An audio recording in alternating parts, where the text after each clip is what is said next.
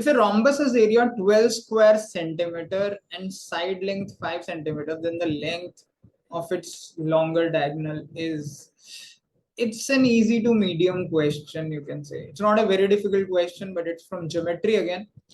But it's an easy question. Rhombus में आपको एक कॉन्सेप्ट पता होना चाहिए कि rhombus में क्या होता है, opposite sides equal and parallel होती है, मतलब चारों साइड इक्वल होती है and parallel opposite pair of sides होती है, चारों इक्वल होती है. बट एक और इम्पोर्टेंट कैच इसमें ये है कि इसकी जो डायगोनल्स होती है ना, वो हमेशा 90 डिग्री पे बाइसेक्ट होती है. That is the important thing. और ये इक्वल नहीं होती है, राइट? ये इंपॉर्टेंट चीज है. किसी भी रॉम्बस में 90 डिग्री पे उसकी डायगोनल्स बाइसेक्ट करती हैं. वैसे भी उसका area half d1 into d2 होता है, जो एरिया ऑफ रॉम्बस होता है. यानी ये डायगोनल d1 होती है, ये d2 होती है, और ये इक्वल नहीं होती है. अब इस केस में क्योंकि रॉम्बस का एरिया 12 है, 12, तो मैं निकाल सकता हूँ. चलो मान लीजिए, पहले मैं हिसाब लगा लेता हूँ. ये इंटरसेक्ट कर रही है O पर, ठीक है? तो ये जो 12 एरिया, ये 1 2 3 और ये जो 4 सर्कल 4 ट्रायंगल है ना, इन सबका एरिया इक्वल होगा. यानी हर एक का एरिया जो होगा 12 है, और ये 4 ट्रायंगल है, तो 12/4 यानी 3 एरिया होगा. बिकॉज इसका एरिया भी 3 होगा, इसका भी 3, इसका भी 3, इसका भी 3. That will be the catch. So let's assume O जो C है ये X है एंड OB जो है वो Y है, राइट? Let's assume that. क्योंकि इसका मतलब है जो मेरी पूरी जो डायगोनल होगी AC, वो X का डबल यानी 2X होगी, और जो दूसरी BD है वो मेरी पूरी डायगोनल 2Y होगी.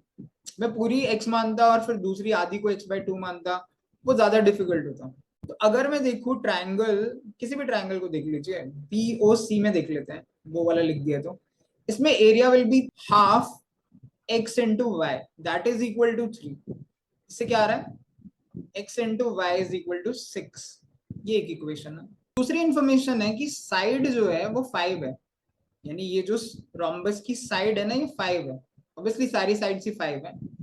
तो अगर हम BOC में, ट्रायंगल BOC में एक बार पाइथागोरस और लगाएं, तो obviously x square, I can write x square plus y square is equal to 5 square, जो 25 होगा. I can write that also.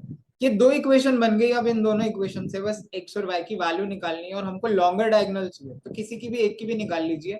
That will be our answer. उससे हम डायगोनल यहाँ से निकाल लेंगे, x की वैल्यू या y की वैल्यू का डबल करके. बस इसको सॉल्व करना ही एक चैलेंज है, और कोई बड़ा इश्यू नहीं है. तो जिसने भी थोड़ा एल्जेब्रा किया है वो जल्दी कर सकता है. बिकॉज कैसे? अब इसमें हम क्या यूज करेंगे, हमें पता है x प्लस वाई का जो होल स्क्वायर होता है that is equal to x square plus y square plus 2xy. इससे हम क्या करेंगे, x प्लस वाई का होल स्क्वायर जो है that will be equal to x square plus y square की वैल्यू यहाँ से डालेंगे 25 प्लस 2xy की वैल्यू डालेंगे 2 into 6 which will B 12, so it will B 37. तो x प्लस वाई का होल स्क्वायर 37 बनेगा, तो x प्लस वाई जो होगा वो रूट 37 बनेगा. This is my equation number 3. Similar way में अगर मैं लिखूं x माइनस वाई का whole square that is equal to x square plus y square minus 2xy. इसमें भी वैल्यूज अगर सब्सटीट्यूट करें, x square plus y square 25 minus 2 into xy 6, तो 12, that will be equal to 13. इससे हमारा x minus Y जो आएगा वो रूट 13 आएगा, विच इज इक्वेशन नंबर 4. अब हमें कुछ भी नहीं करना, बस थर्ड और फोर्थ को सॉल्व करना था. और लॉन्गर साइड के लिए क्या करते हैं, इन दोनों को ऐड कर देते हैं. इक्वेशन 3 और 4 को, 3 और 4 को ऐड कर दो तो ये y से y कट जाएगा, and it will be x plus x which is 2x which is equal to root 37 plus root 13. And just make sure you know कि हमारी एक जो डायगोनल है वो 2x ही है. ऐसा ना हो कि हम x की वैल्यू निकाल दें और उसे आंसर मार्क कर दें. बिकॉज शायद एक ऑप्शन ऐसा भी है, रूट 37 प्लस रूट 13/2. बिकॉज ये जो ऑप्शन है डी, ये हाफ डायगोनल है, पूरी डायगोनल नहीं है. तो पूरी डायगोनल क्या है? बिकॉज पूरी डायगोनल है 2x, that is root 37 plus root 13, this is option number B, and which will be our answer. So it's an easy question from rhombus. दो इंफॉर्मेशन है, दो इक्वेशन बनेंगी, बस उसे सॉल्व करना आपको आना चाहिए.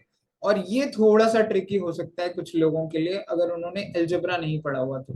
बिकॉज आप इसे नॉर्मली सब्सटीट्यूट करने जाएंगे तो ये काफी कॉम्प्लिकेट हो जाएगा.